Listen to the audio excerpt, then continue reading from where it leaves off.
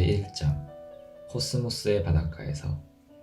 맨 처음에 창조된 사람들은 흉악한 웃음의 마법사, 밤의 마법사, 야만인, 어둠의 마법사라는 이름으로 불렸다.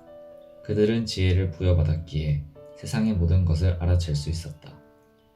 이들이 눈을 떠 세상을 둘러보자 그 즉시 모든 것을 인지하였으며 거대한 천구의 땅의 둥그런 얼굴도 모두 알아보았다. 저들은 전지하구나. 이제 저들은 어찌하면 좋단 말이냐. 저들의 눈길이 가까운 곳에서만 이르게끔 하고 땅의 얼굴도 조금씩밖에 보지 못하게 하리라. 저들은 우리 손에서 나온 한갓 피조물이 아니던가. 저들마저 신이 된 데서야 어디 말이 되겠는가. 기체마의 성전 보폴부흐. 네가 넓은 땅 위를 구석구석 살펴 알아보지 못한 것이 없거든 어서 말해보아라. 빛의 전당으로 가는 길은 어디냐. 어둠이 도사리고 있는 곳은 어디냐. 욥기. 나의 위험을 찾을 곳은 우주가 아닙니다. 그것은 내 사고의 제어 기제에서 찾아져야 합니다. 내가 세상들을 차지했다면 더 가질 것이 없습니다. 우주는 공간을 온통 둘러싸서 나를 원자 알갱이 하나 삼키듯이 묶어버립니다. 나는 생각함으로써 세상을 이해합니다. 블레즈 파스칼, 팡세. 지성에 관한 한 우리는 설명이 불가능한 끝없는 무지의 바다 한가운데 떠있는 작은 섬에 불과하다. 세대가 바뀔 때마다 그 섬을 조금씩이라도 넓혀나가는 것이 인간의 의무이다. 토마스 헉슬리, 1887년. 코스모스는 과거에도 있었고 현재에도 있으며 미래에도 있을 그 모든 것이다. 코스모스를 정관하노라면 깊은 울림을 가슴으로 느낄 수 있다. 나는 그때마다 등골이 오싹해지고 목소리가 가늘게 떨리며 아득히 높은 데서 어렴풋한 기억의 10년으로 떨어지는 듯한 아주 묘한 느낌에 사로잡히고는 한다. 코스모스를 정관한다는 것이 미지 중 미지의 세계와 마주함이기 때문이다. 그러므로 그 울림, 그 느낌, 그 감정이야말로 인간이라면 그 누구나 하게 되는 당연한 반응이 아니고 무엇이겠는가. 인류는 영원 무한의 시공간에 파묻힌 하나의 점, 지구를 보금자리 삼아 살아가고 있다. 이러한 주제에 코스모스의 크기와 나이를 헤아리고자 한다는 것은 인류의 이해 수준을 훌쩍 뛰어넘는 무모한 도전일지도 모른다. 모든 인간사는 우주적 입장과 관점에서 바라볼 때 지극히 하찮고 자질구레까지 하다. 그러나 인류는 아직 젊고 주체할 수 없는 호기심으로 충만하며 용기 또한 대단해서 될성 싶은 떡잎임이 틀림이 없는 특별한 생물종이다. 인류가 최근 수천 년 동안 코스모스에서 자신의 위상과 코스모스에 관하여 이룩한 발견의 폭과 인식의 깊이는 예상 밖의 놀라움을 인류 자신에게 가져다 주었다. 우주 탐험, 그것을 생각하는 것만으로도 우리의 가슴은 설렌다. 그것은 우리 모두에게 생기와 활력을 불어넣는다. 진화는 인류로 하여금 산라만상에 대하여 의문을 품도록 유전자 속에 프로그램을 잘 짜넣었다. 그러므로 안다는 것은 사람에게 기쁨이자 생존의 도구이다. 인류라는 존재는 코스모스라는 찬란한 아침 하늘에 떠다니는 한 점 티끌에 불과하다. 그렇지만 인류의 미래는 우리가 오늘 코스모스를 얼마나 잘 이해하는가에 크게 좌우될 것이라고 나는 확신한다. 우리가 이제 떠나려는 탐험에는 회의의 정신과 상상력이 필요하다. 상상력에만 의존한다면 존재하지도 않는 세계로 빠져버리는 우를 범하게 될 것이다. 그러나 우리 앞에 놓인 탐험은 상상력 없이는 단 한 발자국도 뗄 수 없는 여정의 연속일 것이다. 회의의 정신은 공상과 실제를 분간할 줄 알게 하여 억측의 실현성 여부를 검증해준다. 코스모스는 그 바닥을 알 수 없는 깊은 보물창고로서 그 우아한 실체, 절묘한 상관관계, 그리고 기묘한 작동 원리를 그 안에 모두 품고 있다. 코스모스를 거대한 바다라고 생각한다면 지구의 표면은 곧 바닷가에 해당한다. 우주라는 바다에 대하여 우리가 알고 있는 것은 거의 대부분 우리가 이 바닷가에 서서 스스로 보고 배워서 알아낸 것이다. 직접 바닷물 속으로 들어간 것은 극히 최근의 일이다. 그것은 겨우 발가락을 적시는 수준이었다. 아니 기껏해야 발목을 물에 적셨다고나 할까. 그 물은 시원해서 좋다. 그리고 저 바다는 우리에게 들어오라고 손짓하는 듯하다. 우리가 바로 이 바다에서 나왔다는 사실은 우리는 가슴 저 깊숙한 곳으로부터 알고 있다. 그래서 인간은 근원으로 되돌아가고 싶다는 소망을 간절하게 품는 것이다. 비록 우리의 이러한 갈망이 미지의 신들의 심기를 불편케 할지언정 그것을 불경스럽다고만 탓하지 말자. 코스모스는 너무 거대하여 우리가 통상 사용하는 길이 단위인 미터나 마일로는 도무지 그 크기를 가늠할 수 없다. 미터나 마일은 지상에서 쓰기 편하도록 고안된 단위일 뿐이다. 천문학에서는 그 대신 빛의 빠른 속도를 이용하여 거리를 잰다. 빛은 1초에 약 18만 6천 마일 또는 거의 30만 킬로미터, 즉 지구 7바퀴를 돈다. 빛은 태양에서 지구까지 8분이면 온다. 그러므로 태양은 지구에서 약 8광분만큼 떨어져 있다. 빛은 1년이면 10조 킬로미터, 약 6조 마일을 간다. 천문학자들은 빛이 1년 동안 지나간 거리를 하나의 단위로 삼아 1광년이라고 부른다. 광년은 시간을 재는 단위가 아니라 거리를, 그것도 엄청나게 먼 거리를 재는 단위이다. 지구는 우주에서 결코 무일무이한 장소라고 할 수 없다. 그렇다고 해서 우주 어디에서나 볼 수 있는 아주 전형적인 곳은 더더욱 아니다. 행성이나 별이나 은하를 전형적인 곳이라 할 수 없는 까닭은 코스모스의 대부분이 텅 빈 공간이기 때문이다. 코스모스에서 일반적인 곳이라 할 만한 곳은 저 광대하고 냉랭하고 어디로 가나 텅 비어 있으며 끝없는 밤으로 채워진 은하 사이의 공간이다. 그 공간은 참으로 개의하고 외로운 곳이라서 그곳에 있는 행성과 별과 은하들이 가슴 시리도록 귀하고 아름다워 보인다. 코스모스의 어느 한 구석을 무작위로 찍는다고 했을 때 그곳이 운 좋게 행성 바로 위나 근처일 확률은 10의 -33승이다. 우리가 살면서 일어날 확률이 그렇게 낮은 일이 일어나는 것을 본다면 우리는 그 일에 매혹될 수밖에 없을 것이다. 이런 의미에서 사람이 살고 있는 이 세상은 참으로 고귀한 것이라고 단언할 수 있다. 은하와 은하 사이의 공간에서 본다면 바다 물결 위에 흰 거품처럼 헤아릴 수도 없이 많은 희미하고 가냘픈 덩쿨성 모양의 빗줄기가 암흑을 배경으로 떠있는 것이 보일 것이다. 그것들이 은하다.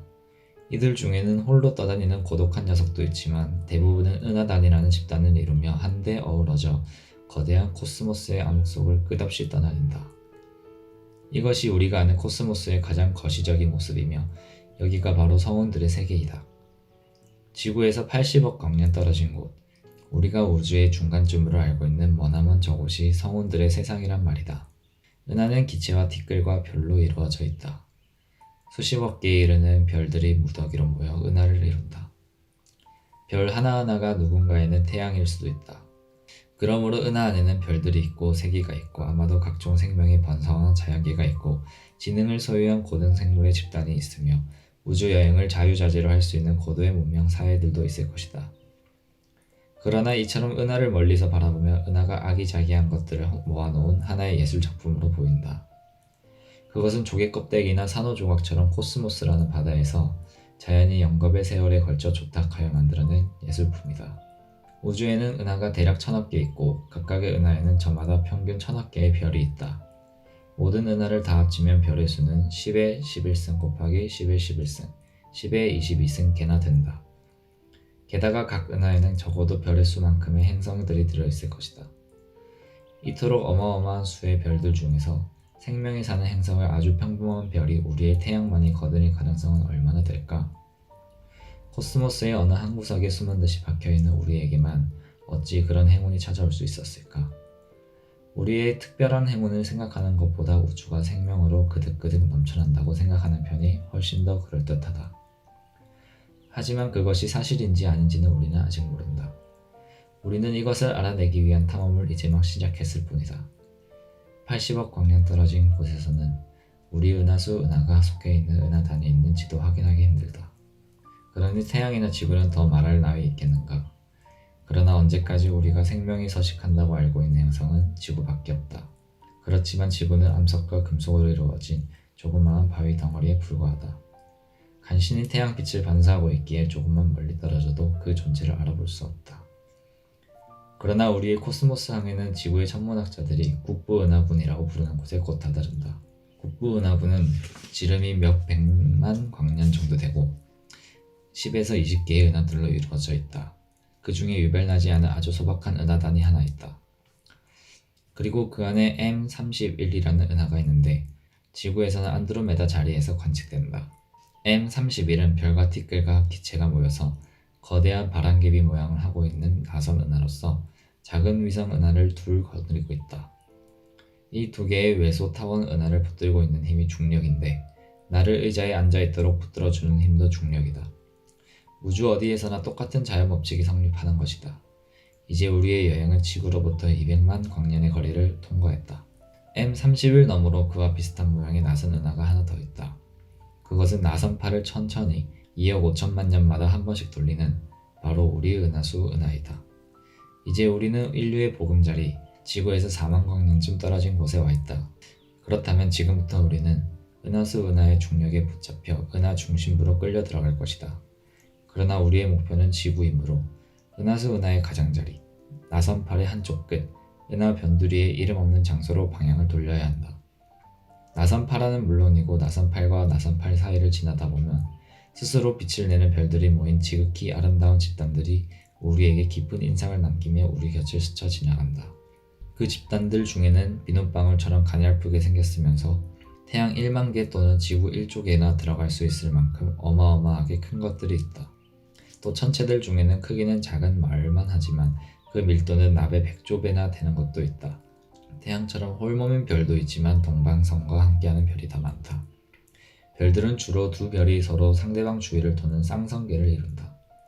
그리고 겨우 별 셋으로 이루어진 항성계에서 시작하여 여많은 별들이 엉성하게 모여있는 성단, 수백만 개의 구성원을 뽐내는 거대한 구상성단까지 천차만별의 항성계들이 은하에 있다. 쌍성계들 중에는 두 구성별이 몇 달 정도로 가까워 상대방 별의 물질을 서고 주고받는 근접 쌍성계들도 있다. 대부분의 쌍성계에서는 두 별이 태양과 목성 정도의 거리를 두고 서로 멀리 떨어져 있다. 초신성같이 저 혼자 내는 빛이 은하 전체가 내는 빛과 맞먹을 만큼 밝은 천체가 있는가 하면 블랙홀과 같이 겨우 몇 킬로미터만 떨어져도 보이지 않는 어두운 별이 있다. 밝기만 보더라도 일정한 빛이 내는 별이 있는가 하면 불규칙하게 가물거리는 별이 있고 틀림없는 주기로 깜빡이는 별도 있다. 우아하고 장중하게 자전하는 별이 있는 반면 팽이같이 지나치게 빨리 돌다가 제 행체마저 찌부러뜨린 별도 있다. 대개의 별들은 가시광선과 적외선을 내지만 어떤 별은 하도 뜨거워서 X선이나 전파를 내기도 한다. 푸른색의 별은 뜨거운 젊은 별이고 노란색의 별은 평범한 중년기의 별이다. 붉은 별은 나이가 들어 죽어가는 별이며 작고 하얀 별이나 검은 별은 아예 죽음의 문턱에 이른 별이다. 이렇게 다양한 성격의 별들이 우리 은하 안에 4천억 개 정도 있다. 이 별들이 복잡하면서도 질서정연하고 우아한 법칙에 따라 움직인다.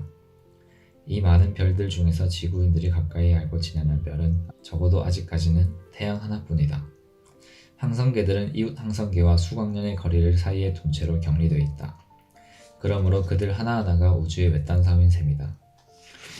이렇게 셀 수 없을 정도로 많은 섬들 중에는 진화 단계에서 지성을 갖추게 된 생물들이 태어난 곳도 있을 것이다. 그들은 저마다 제가 살고 있는 알량한 행성이나 변변치 못한 별 연합은계가 이 세상의 전부일 줄 알 것이다. 인류는 지구에 고립된 채로 성장해 왔으나 이제는 서서히 그것도 제 스스로 코스모스를 이해하기 시작했다. 그런 별들 중에는 수백만 개의 크고 작은 암석 조각으로만 둘러싸인 별들도 있을 것이다. 이 돌덩이들은 진화를 못한 초기 단계의 행성계이다. 그리고 어쩌면 우리 태양계와 비슷한 행성계를 갖춘 별들도 있을 것이다. 그 행성계와 외곽에는 고리를 걸치고 얼음 위성을 거느린 거대한 기체 행성들이 있고 가운데로 갈수록 더 작고 따뜻하며 푸른 하늘과 흰 구름을 가진 세계들이 있을지도 모른다. 그런 행성들 중 하나에서 지적 생물이 진화해 행성 표면을 대규모로 개조하고 있을지 모른다. 그들은 코스모스에 사는 우리의 형제요 자매이다. 그들은 지구의 인류와 어떻게 다를까? 겉모습은 어떻고 신체 생화학적 메커니즘, 신경 생리학적 구조, 역사, 정치, 과학, 기술, 예술, 음악, 종교, 철학은 어떠할까? 언젠가 우리는 저들을 알게 될 것이다. 이제 우리는 지구에서 1광년 떨어진 지구의 뒷마당에 이르렀다. 거대한 눈덩어리들이 태양을 둥글게 에워싸며 무리를 이루고 있다. 해성들의 고향이다. 얼음과 암석과 유기 분자가 이 행성들의 핵심 구성 성분이다. 지나가는 별들의 중력이 심심치 않게 이들을 슬쩍슬쩍 건드리면 그때마다 얼음 덩어리 중 하나가 태양계 안쪽으로 날아간다. 그러면 태양의 열이 얼음을 증발시키고 얼음 덩어리에서 아름다운 해성의 꼬리가 길게 뻗어나온다. 자, 이제 태양계의 행성들로 다가가보자. 행성은 해성보다 좀 더 큰 세계이다. 이들은 태양의 중력에 붙잡혀서 거의 원형의 궤도를 따라 태양 주위를 돌고 있다. 그리고 주로 태양 광선에서 열을 공급받는다. 명왕성은 메탄 얼음으로 덮여있는 행성으로 카론이라는 대형 위성을 하나 거느리고 있다. 태양 광선을 멀찍이서 받는 명왕성에서는 태양의 칠흑의 어둠 속에서 작게 빛나는 점으로밖에 보이지 않는다. 해왕성, 천왕성, 태양계의 보석인 토성, 그리고 목성은 거대한 기체 덩어리들이다. 이 목성형 행성들은 하나도 빠짐없이 얼어붙은 위성들을 주르르 거느리고 있다. 기체 행성들과 거대한 빙상 덩어리들이 공전하는 지역을 지나 태양 쪽으로 향하여 따뜻한 내 행성계로 들어가면 우리는 그곳에서 암석지대를 만나게 된다. 예를 들어 붉은 화성에서는 화산이 솟아오르고 깊은 협곡이 입을 쩍쩍 벌리며 어마어마한 규모의 모래폭 행성 전체를 뒤감는다. 어쩌면 화성에는 아주 단순한 생물이 있을지도 모른다. 지금까지 우리가 보아온 모든 행성들은 태양 주위를 공전한다. 태양은 우리에게 가장 가까운 별이다. 태양의 중심에는 수소와 헬륨 기체가 핵융합 반응을 일으키는 용광로가 자리 잡고 있다. 이 용광로가 태양계를 두루 비추는 빛의 원천인 것이다. 드디어 기나긴 여행을 끝나고 우리는 작고 부서지기 쉬운 청백색의 세계로 돌아왔다. 우리의 상상력이 아무리 대담하게 비약한다 한들 지구를 코스모스라는 광대한 바다와 대등하다 할 수는 없을 것이다. 지구는 광막한 우주의 미아이며 무수히 많은 세계 중의 하나일 뿐이다. 지구가 우리에게만 의미심장한 곳일지 모르겠지만 어쩌랴. 우리의 보금자리요 우리를 길러준 부모가 지구인 것을. 이곳에서 생명이 발생하여 진화했으며 인류도 이곳에서 태어나 유년기를 지내고 성년으로 자라는 중이다. 바로 여기에서 인류는 코스모스 탐험의 열정을 키웠으며 아무런 보장 없이 고통스러운 우리의 운명을 개척해 나가고 있다. 행성 지구에 오신 것을 환영합니다. 푸른 질소의 하늘이 있고 바다가 있고 서늘한 숲이 펼쳐져 있으며 부드러운 들판이 달리는 지구에 오신 것을 환영합니다. 지구는 생명이 약동하는 활력의 세계이다. 지구는 우주적 관점에서 볼 때에도 가슴 시리도록 아름답고 귀한 세상이다. 지구는 이 시점까지 우리가 알고 있는 한 유일한 생명의 보금자리이다. 우리는 공간과 시간을 헤쳐 우주를 두루 돌아다녔다. 그렇지만 코스모스의 물질이 생명을 얻어 숨을 쉬고 사물을 인식할 수 있게 된 곳은 이곳 이외에는 아직 찾을 수가 없었다. 이곳은 확실히 물질이 인식의 주체가 될 수 있었던 곳이다. 이와 비슷한 세계가 우주 곳곳에 흩어져 있겠지만 그곳들은 우리가 앞으로 찾아야 할 희망의 대상이다. 위대한 탐험은 바로 여기 지구에서 시작될 것이다. 인류가 값비싼 대가를 치르면서 100만 년 이상의 긴 세월에 걸쳐 걷어들이고 축적해놓은 지혜로 우주 탐사의 운문을 열 수 있었던 곳이 바로 여기 지구란 말이다. 오늘날 우리는 위대한 지상들과 동시대를 살고 있다. 그들은 명석하며 호기심으로 가득 찬 용기 있는 인물들이다. 한 발 더 나아가서 현대는 학구적 탐험의 정신을 높이 사는 시대이다. 우리가 이러한 시대의 정신과 함께 할 수 있다니 얼마나 큰 축복일까. 돌이켜본 건데 인류는 별에서 태어났다. 그리고 잠시 지구라 불리는 세계에 몸을 담고 살고 있다. 그러나 이제 자신의 원초적 고향으로 돌아가고 싶어 감히 그 기나긴 여정에 첫발을 내딛고자 하는 것이다. 인류 문명사에서 중요한 것들은 대체로 고대 근동 지역에서 발견되고 만들어졌다.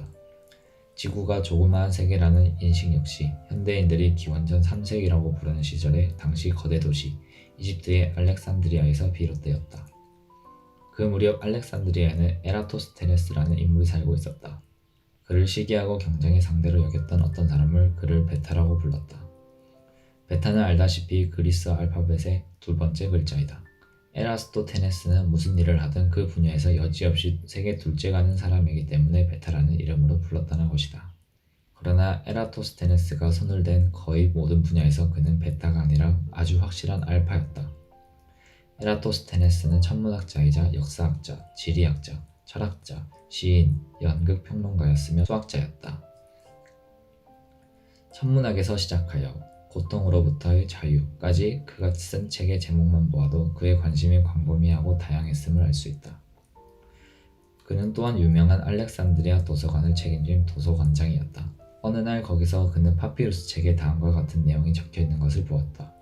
남쪽 변방인 시엔의 지방, 나일강의 첫 급류 가까운 곳에서는 6월 21일 정오의 수직으로 꽂은 막대기가 그림자를 들이우지 않는다. 1년 중 낮이 가장 긴 하진 날에는 한낮에 가까워질수록 사원의 기둥들이 들이우는 그림자가 점점 짧아졌고 정오가 되면 아예 없어졌으며 그때 깊은 우물 속 수면 위로 태양이 비쳐 보인다고 쓰여 있었다. 태양이 머리 바로 위에 있다는 뜻이었다. 보통 사람 같으면 쉽게 지나쳐버릴 관측보고였다. 나무 막대기, 그림자, 우물 속에 비친 태양의 그림자, 태양의 위치처럼 단순하고 일상적인 일들이 무슨 중요한 의미를 품고 있으랴. 그러나 에라토스테네스는 과학자였다. 그는 이렇게 평범한 사건들을 유심히 봄으로써 세상을 바꾸어 놓았다. 어떻게 보면 세상이 다시 만들어졌다고 해도 과언이 아니다. 에라토스테네스는 실험 정신이 강한 학자였다. 그는 실제로 알렉산드리아의 막대를 수직으로 꽂고 그 막대가 6월 21일 정오에 그림자를 그리우는지 직접 조사했다. 결과는 그림자가 생긴다였다. 이에 에라토스테네스는 어떻게 똑같은 시각에 시내에 꽂힌 막대기는 그림자를 들이우지 않는데 그보다 더 북쪽에 있는 알렉산드리아에서는 그림자를 만드는지 자문해 보았다. 땅바닥에 고대 이집트의 지도를 그려놓고 똑같은 길이의 막대기 둘을 구해다가 하나는 알렉산드리아에 하나는 시내에 수직으로 세워놓았다고 치자 어느 때이든 간에 각각의 막대가 그림자를 전혀 들이우지 않는 시각이 있을 것이다. 지구가 평평하다는 사실을 전제한다면 그것은 쉽게 이해할 수 있다. 그건 그때 태양의 머리 바로 위에서 비춘다는 뜻이기 때문이다. 만약 두 막대가 동시에 똑같은 길이의 그림자를 들이운다면 그건 역시 평평한 지구에서는 말이 된다. 태양 광선이 두 막대를 비스듬히 쪼이되 그 비추는 각도가 똑같다는 뜻이다. 그러나 같은 시간에 시에네의 막대에는 그림자가 생기지 않는데 알렉산드리아에는 그림자가 생기는 이유는 무엇 때문일까? 에라토스테네스가 보아하니 나올 수 있는 유일한 대답은 지구의 표면이 곡면이라는 것이다. 뿐만 아니라 그 곡면의 구부러지는 정도가 크면 클수록 그림자의 길이의 차이도 클 것이다. 태양이 워낙 멀리 있기 때문에 지구에 다다른 태양 광선은 지구 표면 어디에서나 평행하게 떨어진다. 따라서 태양 광선에 대해 각기 다른 각도로 세워져 있는 두 막대는 서로 길이가 다른 그림자를 들이우게 된다. 그림자 길이의 차이로 따져보니 알렉산드리아와 시네네는 지구 표면을 따라 7도 정도 떨어져 있어야 했다. 다시 말해서 두 막대의 끝을 지구 중심까지 뚫고 들어가도록 연장한다면 두 막대의 사이각이 7도가 된다는 뜻이다. 지구 둘레 전체가 360도이므로 7도는 전체의 50분의 1 정도다. 에라토스테네스는 사람을 시켜 시에네까지 걸어가게 한 다음 그 거리를 북폭으로 재봤기 때문에 시에네가 알렉산드리아에서 대략 800km 떨어져 있다고 알고 있었다. 800km의 50배이면 4만 km. 이것이 바로 지구의 둘레인 것이다. 제대로 나온 답이었다. 그때 에라토스테네스가 사용한 도구라고 할 만한 것은 막대기, 눈, 발, 머리, 그리고 실험으로 확인코자 하는 정신이 전부였다. 그 정도만 가지고 에라토스테네스는 지구의 둘레를 겨우 몇 퍼센트의 오차로 정확하게 추정할 수 있었던 것이다. 2200년 전의 실험치고는 대단한 성과를 거둔 셈이다. 따라서 에라토스테네스를 인류 역사상 처음으로 한 행성의 크기를 정확하게 측정한 사람이라고 할 수 있을 것이다. 그 당시 지중해 연안의 사람들은 항해술이 뛰어나기로 유명했다. 그리고 알렉산드리아는 지구상 최대의 항구 도시였다. 누구든 일단 지구가 그만한 지름을 갖춘 공 모양을 하고 있는 줄 안다면 탐험 여행을 한다든지 미지의 땅을 찾아 나선다든지 혹은 한 발 더 나아가 지구를 한 바퀴 돌아오고 싶지 않았겠는가. 에라토스테네스의 시대로부터 400년 전에 이미 이집트의 바로 네코가 고용한 페니키아의 선단이 아프리카 대륙을 일주한 적이 있다. 그들은 가판도 없는 작고 약한 배로 홍해에서 출항하여 아프리카 동편 해안을 따라 내려갔다가 대서양을 타고 올라와 다시 지중해를 거쳐 돌아왔을 것이다. 이 서사시적 항해를 마치는데 3년이 소요됐다고 한다. 오늘날 3년은 보이저 우주선이 지구에서 토성까지 가는데 걸리는 시간이다. 에라토스테네스의 발견이 있은 후 용감하고 대담한 선원들이 여러 번 대항해를 시도하고는 했다. 그들이 모는 배는 실로 조망만한 크기였을 것이다. 항법 도구라고는 초보적인 수준의 것들밖에 없었다. 추측 항법이 전부였으며 해안선을 따라갈 수 있는 데까지 항해했다. 처음 나선 바다의 경우에는 밤하늘에 뜨는 별자리들의 상대적인 위치를 수평선을 기준으로 잡아 관찰하는 식으로 현위치의 위도를 잴 수 있었다. 하지만 이런 방법으로 경도는 알 수 없었다. 이러니 미지의 망망대해를 떠나드는 선원들은 낯익은 별자리들을 보면서 불안한 마음을 가라앉았을 것이다. 별은 탐험가의 벗이다. 별은 예전에 지구의 바다를 항해하는 배들에게 도움을 주었듯이 지금도 우주의 바다로 나선 우주선의 힘이 되어준다. 에라토스테네스 이후로 여러 사람이 시도했겠지만 마젤란이 나타날 때까지 어느 누구도 지구를 일주하는 데 성공하지 못했다. 뱃사람과 항해장은 원래 세상사에 능하고 실리를 따지는 사람들이다. 그런 사람들이 알렉산드리아에 사는 어느 과학자의 계산을 믿고 목숨을 건 도박을 하였으니 많은 이야깃거리와 모욕담이 오갔을 것이다. 에라토스테네스 시대에 만들어진 지구의는 지구를 우주에서 내려다본 모습으로 되어 있는데, 이 지구의에서 탐험이 잘 된 지중해 지역은 기본적으로 정확했지만 거기에서부터 벗어나면 벗어날수록 부정확했다. 코스모스에 관한 우리의 현대 자료도 이 점에서는 마찬가지이다. 이것은 아쉬운 일이지만 어쩔 수 없는 일이기도 하다. 1세기의 알렉산드리아 지리학자 스트라본은 다음과 같은 글을 남겼다. 지구를 일주하고자 나섰다 되돌아온 사람들은 대륙이 앞을 막아 회항한 것이 아니라고 했다. 바닷길은 항상 거침없이 열려 있었지만 더 못 가고 돌아온 까닭은 오로지 자신의 의욕 상실과 식량 부족 때문이라고 한다. 에라토스테네스는 대서양의 넓이가 걸림돌이 되지 않는다면 이 이베리아 반도에서 인도까지 바다를 타고 수월하게 갈 수도 있을 것이라 생각했다. 살기 적합한 땅이 온대 지방에 한두 개 정도 더 존재할 가능성은 충분히 있다. 만약 누군가가 산다면 그들은 이 땅에 존재하는 우리와 같은 사람들이 아닐 것이니 우리는 그곳을 또 다른 세계로 보아야 마땅하다. 인류가 비로소 진정한 의미의 다른 세계로 용감히 발을 내딛게 된 것이다. 뒤이어 지구 탐험 사업이 세계 곳곳에서 벌어졌는데 그 중에는 중국과 폴리네시아로부터 오는 여행이 있었는가 하면 또 그곳으로 가는 여행도 있었다. 이 같은 인류 탐험사의 절정은 물론 크리스토퍼 콜럼버스의 아메리카 대륙의 발견을 시작으로 그 후 몇백 년 동안 이루어진 항해들이다. 이로써 지구의 지리적 탐사가 완성되었다. 콜럼버스의 첫 항해에는 에라토스테네스의 계산과 아주 직접적인 연관이 있었다. 콜럼버스에는 그가 인도의 제국들로 가는 사업이라 이름한 사업 계획이 하나 있었다. 그것은 일본과 중국, 인도를 목표로 항해할 때 동쪽으로 아프리카 해안선을 따라 배를 몰아가는 것이 아니라 뱃머리를 돌려 미지의 서쪽 바다로 담대하게 뛰어들자는 것이다. 에라토스테네스의 쪽집게 같은 예견대로 이베리아 반도에서 인도까지 바다를 타고 가는 것이었다. 콜럼버스를 고지도를 파는 떠돌이 도봇 장수였다. 그는 옛 지리학자들에 관한 서적과 또 그들이 쓴 책들을 열성적으로 읽었다. 그 중에는 에라토스테네스, 스트라본, 프톨레마이오스의 저술도 들어있었다. 그러나 인도로 가는 사업이 성공하려면 그 긴 여정에서 배와 사람이 견뎌내야 하는데 그러기에는 에라토스테네스가 예측한 지구의 크기가 너무 컸다. 그래서 콜럼버스는 잔꾀를 부려 자기의 계산을 조작했다. 그의 계획을 검토했던 살라만카 대학의 교수들도 콜럼버스의 계산이 거짓이란 점을 제대로 지적했다고 한다. 콜럼버스는 구할 수 있는 책을 다 뒤져 지구의 둘레로서 그 중에서 가장 짧은 것을 택했고 아시아 대륙은 동쪽으로 가장 긴 것을 찾아낸 다음 그 수치마저 늘렸던 것이다. 가는 도중에 아메리카 대륙이 있었기에 망정이지 없었더라면 콜럼버스는 쫄딱 망했을 것이다. 지금은 수많은 탐험대가 지구의 구석구석을 이미 다 거쳐간 후다. 신대륙도 잃어버린 땅도 지구에서는 더 이상 찾을 수 없다. 과학기술의 발달로 인간은 지구에서 가장 황량하고 외딴 지역이라도 찾아가서 탐사할 수 있게 되었다. 또 그런 악조건의 환경에서도 우리는 삶을 영위할 수 있게 됐다. 현대는 인간이 과학기술을 이용하여 우주로 과감히 나아가 지구 이외의 세계를 탐험하기 시작한 위대한 시대이다. 자신들의 발목을 잡고 놓아주지 않던 지구의 모습을 지구 바깥에서 내려다본 기쁨은 얼마나 큰가.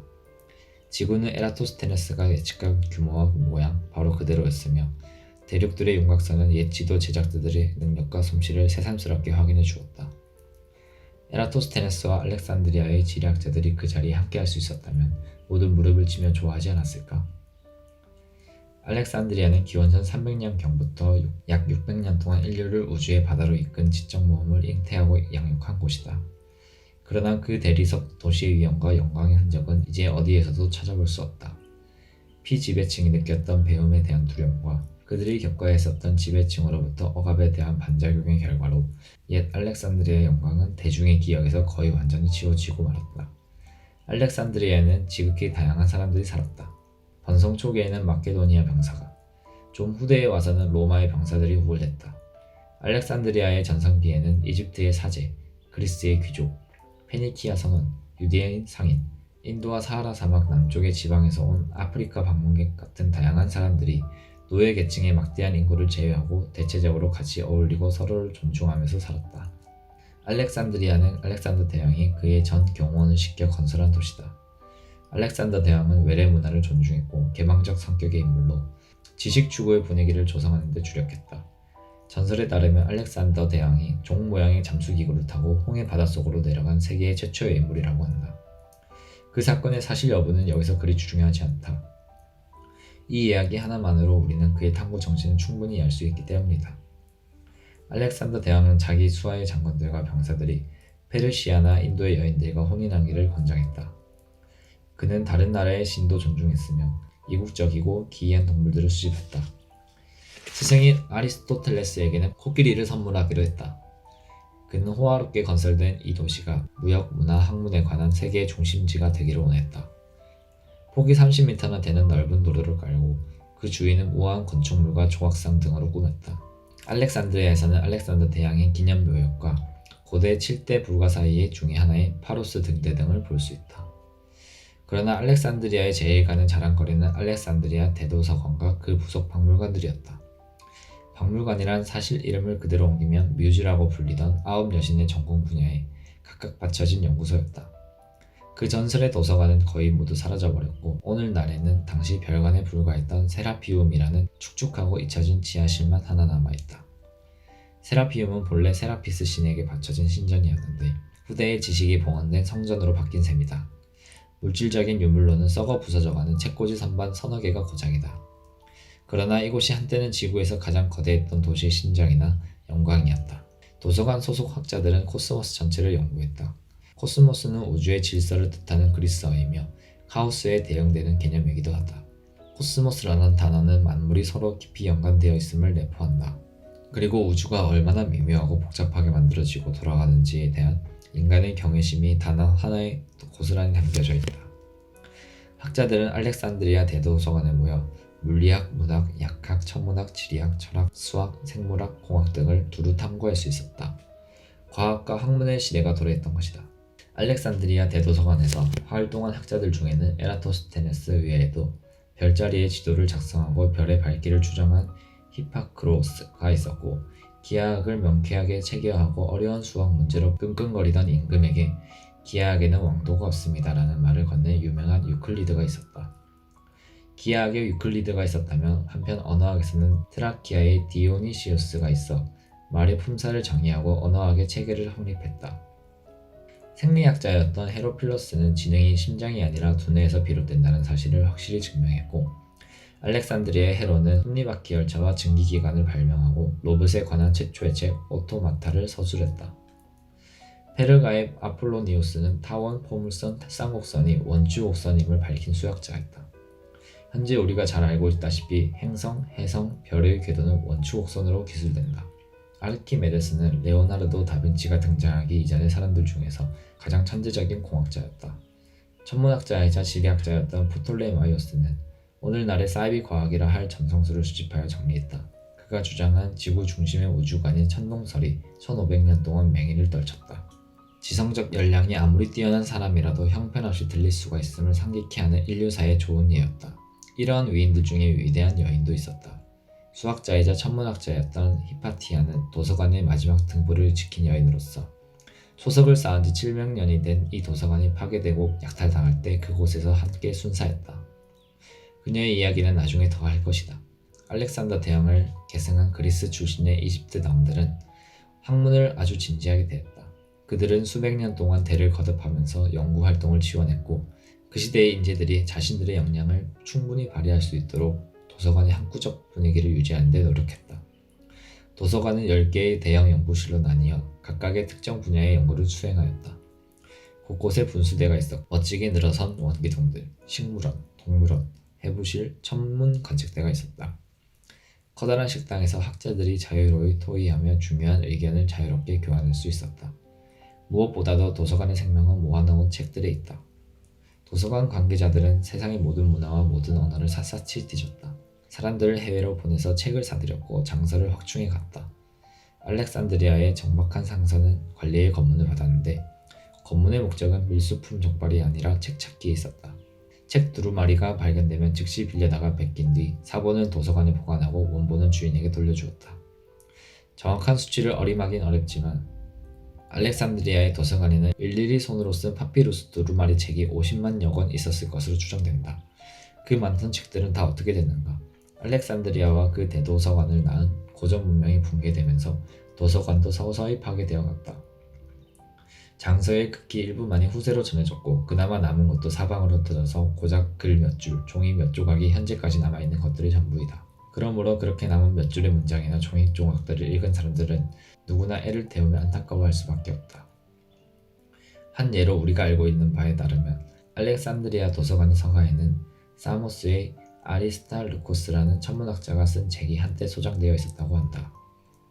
그는 지구도 하나의 행성으로서 여타의 행성처럼 태양 주위를 공전한다고 주장했으며 별들이 대단히 멀리 떨어져 있는 천체라는 사실을 알고 있었다고 한다. 그가 내린 결론은 모두 다 옳았지만 이 사실을 재발견하기까지 인류는 거의 2000년의 세월을 더 기다려야만 했다. 아리스타르코스의 업적이 소실됐기에 느끼게 되는 우리의 애석함이 10만 배를 곱하면 고전 문명에 일으켰던 업적의 숭고함과 그의 파괴가 얼마나 큰 비극을 인류에게 안겨줬는지 아주 조금은 알 수 있을 것이다. 현대의 과학은 고대 세대가 알고 있던 과학의 수준을 넘어선 지 오래다. 그러나 우리의 역사적 자료에는 메울 수 없는 공백이 이가 빠진 듯 여기저기 뚫려있다. 알렉산드리아 도서관의 도서 대여증 하나만 남아있었더라면 과거의 수수께끼들을 많이 밝혀낼 수 있을 터인데 하는 생각을 하면 참으로 안타깝기가 이를 데 없다. 알렉산드리아 도서관에는 바빌론의 사제인 베로로스가 쓴 3권짜리 세계사가 있었다고 전해지는데 실제 작품은 오늘날 세계 어디에서도 찾아볼 수 없다. 천지창조부터 대홍수까지 이루는 제1권에서 베로로스는 그 기간을 43만 2천년으로 잡았다. 이것은 구약 성서의 연대기보다 100여 배나 긴 기간이다. 나는 그 책에 무엇이 적혀 있었는지 궁금해서 지금도 견딜 수가 없다. 고대인들은 세계가 아주 오래됐다는 사실을 알고 있었다. 그래서 먼 과거까지 들여다보고자 했던 것이다. 이제 우리는 우주가 옛 사람들이 상상할 수 있었던 것보다 훨씬 더 오래됐음을 알고 있다. 인류는 지구 바깥으로 나가서 우주를 관찰할 수 있게 되었다. 그 결과 우리는 한 점 티끌 위에 살고 있고 그 티끌은 그저 그렇고 그런 별의 주변을 돌며 또 그 별은 보잘것없는 어느 은하의 외진 한 귀퉁이에 틀어박혀 있음을 알게 됐다. 우리의 존재가 무한한 공간 속의 한 점이라면 흐르는 시간 속에서도 찰나의 순간밖에 차지하지 못한다. 이제 우리는 우주에 나아가 적어도 가장 최근에 부활한 우주가 약 150억, 200억 년 되었다는 사실을 안다. 이것은 대폭발 또는 빅뱅이라고 불리는 시점에서 계산한 우주의 나이이다. 우주가 처음 생겼을 때는 은하도 별도 행성도 없었다. 생명도 문명도 없이 그저 휘황한 불덩이가 우주 공간을 균일하게 채우고 있었을 뿐이다. 대폭발의 혼돈으로부터 이제 막 우리가 깨닫기 시작한 조화의 코스모스로 이어지기까지 우주가 밟아온 진화의 과정은 물질과 에너지의 멋진 상호 변환이었다. 이 지극히 숭고한 전환의 과정을 엿볼 수 있음은 인류사에서 현대인만이 누릴 수 있는 특권임을 깨달아야 한다. 그리고 우주 어딘가에서 우리보다 지능이 더 높은 생물을 찾을 때까지 우리 인류야말로 우주가 내놓은 가장 눈부신 변환의 결과물이라고 할 수 있을 것이다. 인류는 대폭발의 아득히 먼 후손이다. 우리는 코스모스에서 나왔다. 그리고 코스모스를 알고자 더불어 코스모스를 변화시키고자 태어난 존재이다.